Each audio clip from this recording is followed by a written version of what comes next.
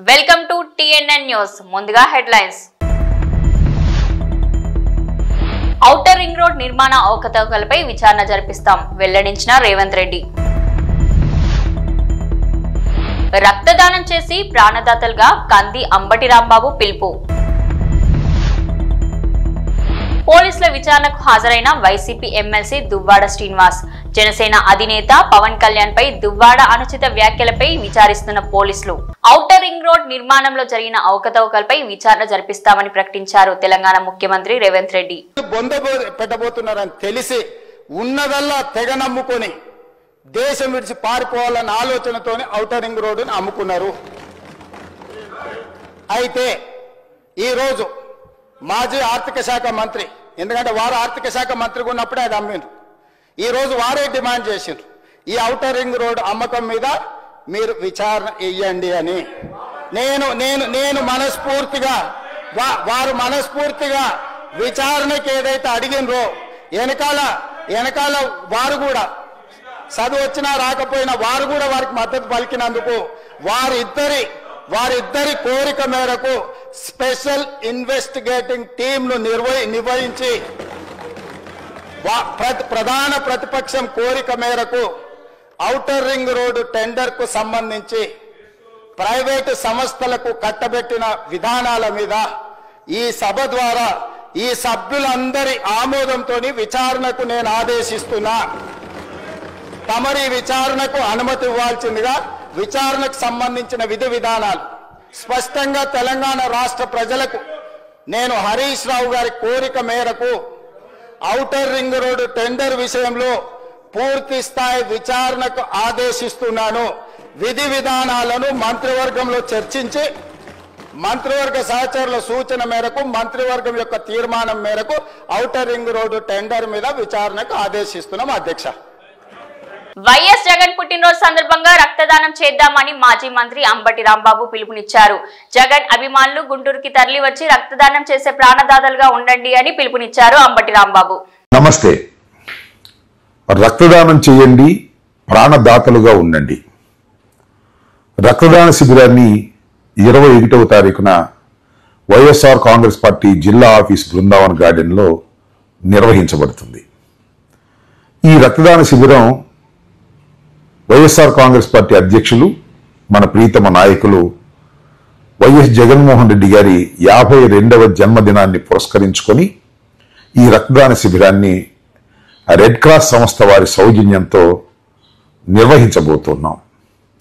దీనికి వైఎస్ఆర్ కాంగ్రెస్ పార్టీ అభిమానులు రక్తదానం చేయాలనేటువంటి ఉత్సాహం ఉన్నటువంటి వారు వచ్చి రక్తదానం చేసి రక్తం కావలసినటువంటి వారికి సరైన సమయంలో రక్తం ఇచ్చి వారి ప్రాణాలను కాపాడటానికి దోహదపడాలని ఈ సందర్భంగా నేను కోరుతున్నా. వైఎస్ జగన్మోహన్ రెడ్డి గారిని అభిమానించే ప్రతి కార్యకర్త కూడా ఏదో వైఎస్ జగన్మోహన్ రెడ్డి గారి పుట్టినరోజు సందర్భంగా కొన్ని సేవా కార్యక్రమాలు చేయాలని అనుకోవటం అనేది సహజం. ఆ సేవా కార్యక్రమాల్లో ప్రధానమైనది రక్తదానం చేయటమని నేను అభిప్రాయపడుతున్నా. రక్తదానం చేయటం వలన రక్తదానం చేసేటటువంటి వ్యక్తి కూడా చక్కని ఆరోగ్యాన్ని సంతరించుకోవటానికి అవకాశం ఉంటుంది. 3 మాసాలకు ఒకసారి రక్తదానం చేస్తే కొత్త రక్త కణాలు ఉద్భవించి వారికి మంచి జరుగుతుందని డాక్టర్లు చెబుతున్నటువంటి పరిస్థితులు ఉన్నాయి. కాబట్టి రక్తదానం చేస్తే మనకేదో బలం తగ్గిపోతుంది, రక్తం పోతే మనం ఏదో నష్టపోతాము అనేటువంటి అపోహల నుంచి బయటకు వచ్చి రక్తదానం చేయటం వలన ఖచ్చితంగా కొన్ని ప్రాణాలను మనం కాపాడగలుగుతాం. ఎందుకంటే ఏదైనా యాక్సిడెంట్ జరుగుతుంది, లేదా అర్జెంటుగా ఏదైనా రక్తం కావలసి వస్తుంది. అలాంటప్పుడు మనం చాలా సందర్భాల్లో టీవీలో చూస్తుంటాం, పలానా గ్రూప్ వారి రక్తం అత్యవసరంగా పలానా వారికి కావాలి, ఎవరైనా వచ్చి ఇస్తే మంచిది అని చెప్పినప్పుడు చాలా మంది దాతలు వెళ్లి రక్తాన్ని ఇచ్చినటువంటి సందర్భాలు ఉన్నాయి. ఆ సందర్భాల్లో ప్రాణాలు కాపాడినటువంటి సందర్భాలు కూడా ఉన్నాయి. కాబట్టి రక్తదానం చేయటం వల్ల ఈ రక్తదానం చేసినటువంటి రక్తాన్నంతా కూడా బ్లడ్ బ్యాంక్ లో నిల్వ చేసి అవసరానికి ఉపయోగిస్తారు.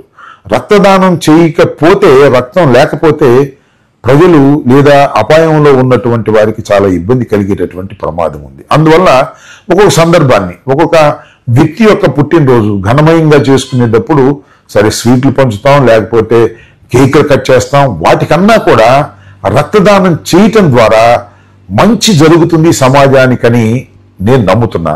కాబట్టి అందుకే గుంటూరులో వైఎస్ఆర్ కాంగ్రెస్ పార్టీ బృందావన్ గార్డెన్స్ లో ఉన్నటువంటి జిల్లా ఆఫీసులో ఉదయం 9 గంటలకి రక్తదాన శిబిరాన్ని రెడ్ క్రాస్ సంస్థ వారి సౌజన్యంతో ప్రారంభిస్తున్నాం. ఆ రోజున మనం చాలా ఉత్సాహంగా కేకులు కట్ చేస్తాం, ఫ్రూట్స్ పంచుతాం. దాంతోపాటు రక్తదానాన్ని కూడా మీరందరూ వచ్చి రక్తదానం చేయాల్సిందిగా నేను మిమ్మల్ని అందరినీ హృదయపూర్వకంగా కోరుకుంటున్నా. రక్తదానం చేయటం ద్వారా మన జగనన్నకి శుభాకాంక్షలు తెలియపరుద్దాం. ధన్యవాదాలు. Stay aware, stay bold. Like, subscribe and follow at Ambati Rambabu Official for truth and clarity in today's politics. Tekkali police విచారణకు హాజరైన వైసీపీ ఎమ్మెల్సీ దువ్వాడ శ్రీనివాస్ మాధురి జనసేన అధినేత పవన్ కళ్యాణ్ పై దువ్వాడ చేసిన అనుచిత వ్యాఖ్యలపై స్థానిక జనసేన నేతల ఫిర్యాదుతో కేసు నమోదు కాగా నవంబర్ 18న టెక్కలి పోలీసులు 41A నోటీసులు జారీ చేసి విచారణకు పిలవడంతో నేడు హాజరయ్యారు.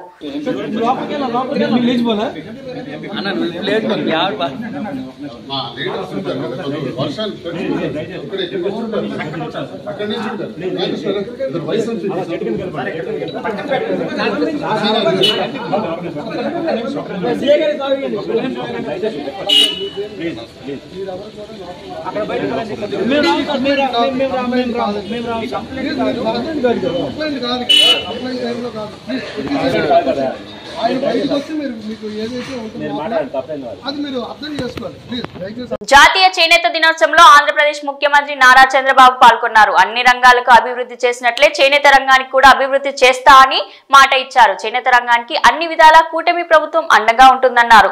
చేనేత కార్మికులు ఎల్లప్పుడూ తెలుగుదేశం పార్టీకి అండగా ఉన్నారని అన్నారు. చంద్రబాబు గత ప్రభుత్వాల నిర్లక్ష్యాలతో సంక్షోభాలు ఎదుర్కొంటుంది.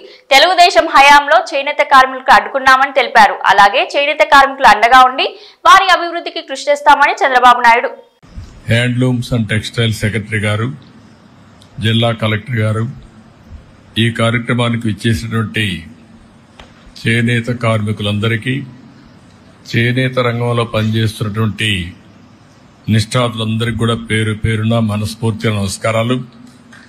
ఇప్పుడే కొంతమంది చేనేత పరిశ్రమకు సంబంధించి పూర్ణప్రసాద్ గారు, మంగళగిరి, శివకుమార్, తాడిపత్రి, మట్టా శ్యామ్ సుందర్, జాండ్రపేట చీరాల, అదే మరి క్రాఫ్ట్ కౌన్సిల్ మెంబర్ కూడా మాట్లాడారు.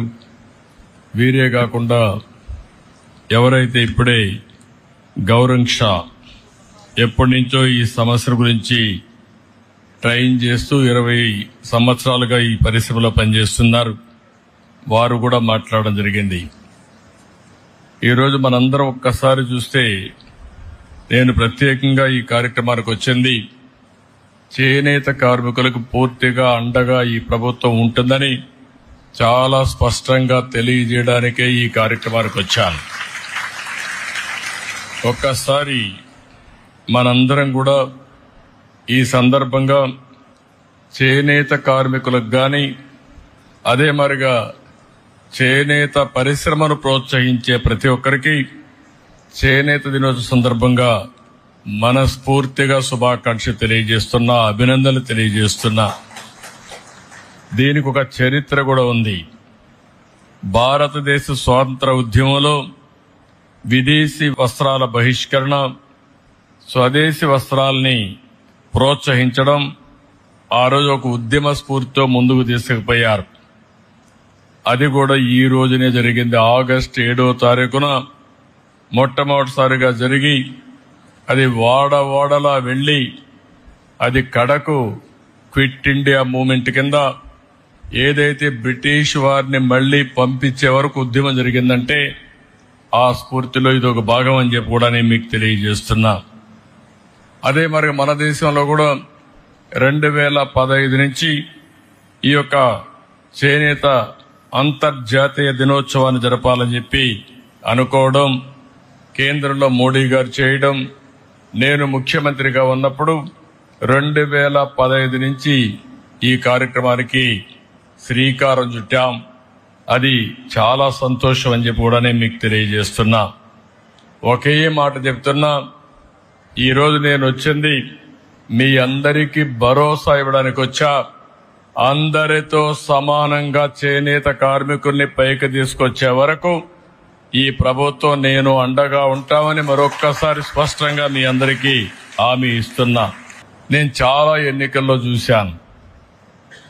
ఏ ఎన్నికలు వచ్చినా కొంతమంది అటూ ఇటూ వెళ్లారు, కానీ చేనేత కార్మికులు మాత్రం మూకుమ్మడిగా బలపరిచింది తెలుగుదేశం పార్టీనే బలపరిచారు అన్ని ఎన్నికల్లో. అది ఆ రోజు సమైక్య ఆంధ్రప్రదేశ్ కావచ్చు, ఈరోజు నవ్య ఆంధ్రప్రదేశ్ కావచ్చు, ఎప్పుడు కూడా ఎక్కడ చేనేత కార్మికులు ఉంటారో అక్కడ ఎప్పుడు తెలుగుదేశం పార్టీకి మెజారిటీ వస్తుంది, ఆదరణ చూపించారు. అది ఎప్పటికీ గుర్తుంటుందని చెప్పి కూడా నేను మీకు తెలియజేస్తున్నా. చేనేత రంగం ప్రభుత్వ నిర్లక్ష్యాలతో తీవ్రమైన సంక్షోభంలోకి వెళ్ళింది. అందుకే ఈరోజు చూస్తే గడిచిన ప్రభుత్వంలో తెలుగుదేశం ప్రభుత్వంలో అనేక కార్యక్రమాలు చేసి మిమ్మల్ని అందరినీ ఆదుకున్నాం. కానీ ఇటీవల ప్రభుత్వాన్ని మనం చూస్తే నేతన్న హస్తం పేరు చెప్పి మీకు అందే అన్ని రంగాల పథకాలను అన్ని రద్దు చేసే పరిస్థితికి వచ్చారు.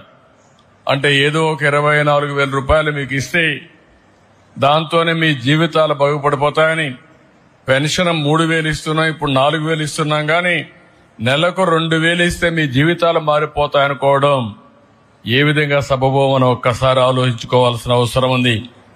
అన్ని పథకాలని రద్దు చేశారు. అదే మరిగా సొంత మగ్గం ఉంటేనే చేనేత నేస్తామన్నారు. ఆప్కో ద్వారా కొనుగోళ్లు ఆపేసే పరిస్థితికి వచ్చారు. అదే మరి నూలు రంగుపై సబ్సిడీ కూడా ఎత్తేశారు. పావలా వడ్డీ రుణాలు తీసేశారు. ఒక మాటలో చెప్పాలంటే అన్ని రుణాలు రద్దు చేసి మీ పొట్టగొట్టే పరిస్థితికి వచ్చారు.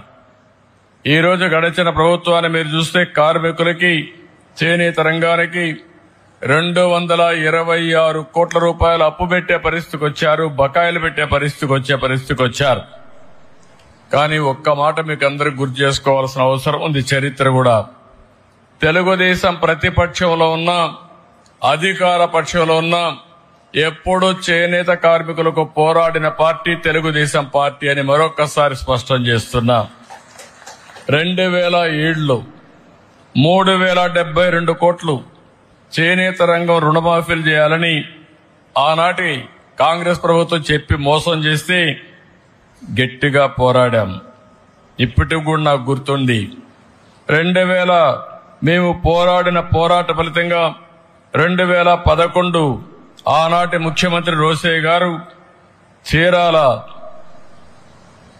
చీరాల్లో మేము వ్యతిరేకంగా ఉద్యమం చేస్తే 109 కోట్ల రూపాయలు మాఫీ చేయించాం.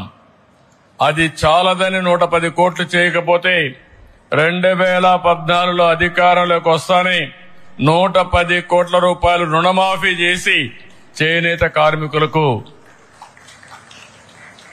ఇచ్చిన మాట నిలబెట్టుకున్నాం. ఆంధ్రప్రదేశ్ రాష్ట్రంలోని పట్టణాలు, నగరాల్లో 100 గజాల్లో ఇల్లు కట్టుకునే వారికి రాష్ట్ర ప్రభుత్వం శుభవార్త చెప్పింది. మున్సిపల్ కార్యాలయాల చుట్టూ తిరగకుండా వారికి ప్లాన్ అప్రూవల్ ప్రక్రియ నుంచి మినహాయింపు ఇచ్చింది. అలాగే 300 గజాల్లోపు ఇల్లు నిర్మించుకునే వారికి అనుమతులు సులభతరం చేయనుంది. కాగా ఇంటి నిర్మాణానికి కేంద్ర ప్రభుత్వం నిధులతో కలిపి రాష్ట్ర ప్రభుత్వం 4 లక్షలు ఇవ్వనున్నట్లు సమాచారం వస్తుంది. కృష్ణా జిల్లా గన్నవరం మండలం మెట్టిపల్లిలో పంట పొలం రక్షించేందుకు రైతు పెట్టిన పందుల ఉచ్చులో చిక్కి చిరుతపులి మృతి చెందింది. ఉదయం రైతు పొలం వద్దకు వెళ్లగా పందుల ఉచ్చులో చిక్కి చిరుతపులి చనిపోయింది. మెట్లపల్లి చుట్టుపక్కల అటవీ ప్రాంతంలో ఇంకా ఎన్ని చిరుతపులులు ఉన్నాయో అంటూ భయాందోళనకు గురవుతున్నారు గ్రామస్తులు.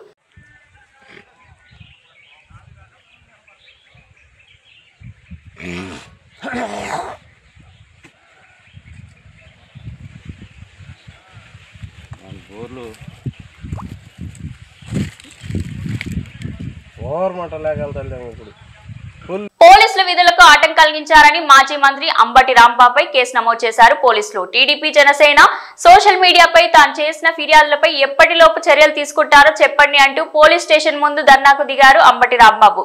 దీంతో పోలీసులు విధులకు ఆటంకం కలిగించారని కేసు నమోదు చేసిన గుంటూరు పట్టాభిపురం పోలీసులు మీ అఫీషియల్స్ తో మాట్లాడి మాకు దీనికి సమాధానం ఎప్పుడు చెప్తారో చెప్పండి, మేము వెళ్తాం. మళ్ళా వచ్చి సందేహం చేస్తాం. చెప్పండి, తక్షణమే చెప్పండి. మాకు చెప్పండి. 19వ తారీఖు నేను ఇచ్చా, వచ్చి ఇచ్చానా లేదా? ఏది 14 రోజులు చేయాలి.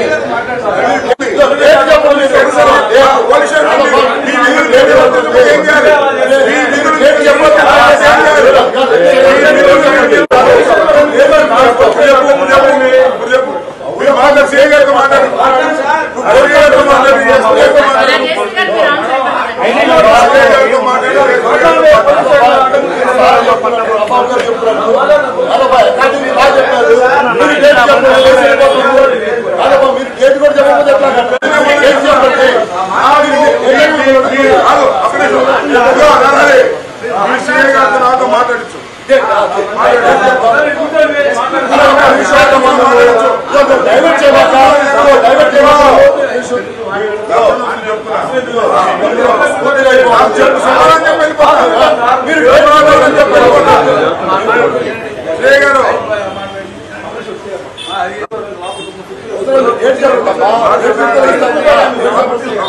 పంతొమ్మిదవ తారీఖున నేను కంప్లైంట్ ఇచ్చాను. చట్ట ప్రకారం 14 రోజులు మీ దగ్గర అడిపెట్టుకోవచ్చు. కొత్తగా వచ్చిన BNSS ప్రకారం 14 రోజులు దాటిపోయింది. నాకు కనీసం సమాధానం ఇవ్వలేదు నా కంప్లైంట్స్ మీద. ఇది మీకు ఫోన్ చేశారు. నేను మీకు ఎన్నిసార్లు ఫోన్ చేశాను? అవుట్ ఆఫ్ స్టేషన్ లో ఉన్నా సరే నాకు రాతపూర్వకంగా సార్ మీరు ఒకసారి యాప్ చూసుకోండి, ప్రిలిమినరీ ఎంక్వైరీ కోసం మీరు 14 రోజుల పాటు మీరు పెట్టుకోవచ్చు. ఆ 14 రోజులు నేను మీతో మాట్లాడలేదు. అవును సార్, మీరు లేకపోతే మీ డ్యూటీ నిర్వహించేవాళ్ళు మరొకరు ఉంటారు కదా సార్. సరే, నాకు ఇప్పుడు మీ పోలీస్ స్టేషన్ ముందు కూర్చున్నాను నేను. Thank you. ఇప్పుడు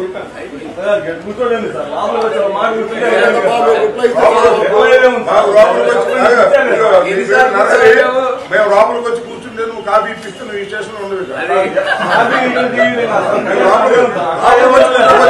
నేను మంత్రిగా ఉండి నేను వచ్చి కంప్లైంట్ ఇస్తే ఆ కంప్లైంట్ మీరు పట్టించుకోకుండా పక్కన పారేస్తే ఏం చేయాలి మిమ్మల్ని? నాకు అర్థం కాదు. చట్టం పనిచేస్తుందా లేదా ఈ రాష్ట్రంలో? ఏమైపోయింది? 2 రోజులు టైం ఇచ్చారు, 2 రోజులు ఇకపోతే నేను ఒక మాట చెప్తాను. నేను మాజీ మంత్రి న్యాయవాదిని వదిలిపెట్టాను. ఈ కేసు ఏదో ఒక విధంగా చేయకపోతే, మీరు చట్ట ప్రకారం దాన్ని డిస్పోజ్ చేయకపోతే నొప్పుకో లాజికల్ గా ఎండ్ కావాలి. 21వ తారీఖు మళ్ళా మేము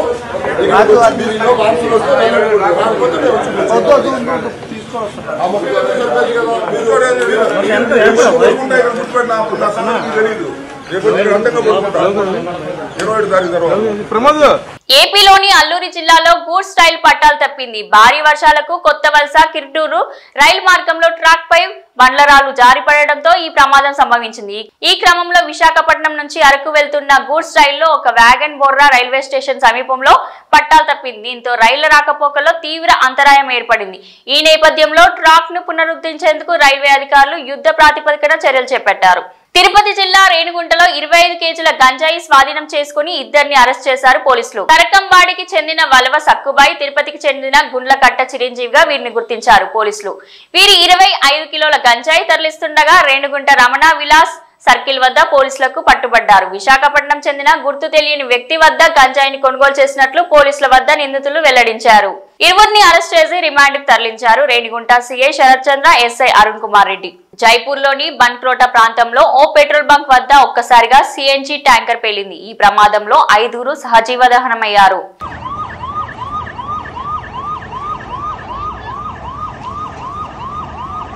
పుష్ప సినిమా తరహాలో అల్లూరి జిల్లా గోల్కొండలో 450 కేజీల గంజాయి పట్టివేత పట్టుకున్నారు పోలీసులు. వ్యాన్ పై కప్పుపై టార్పన్లలో గుట్టుగా గంజాయిని ప్యాక్ చేసిన స్మగ్లర్లను అరెస్ట్ చేసి పోలీస్ స్టేషన్ కు తరలించారు.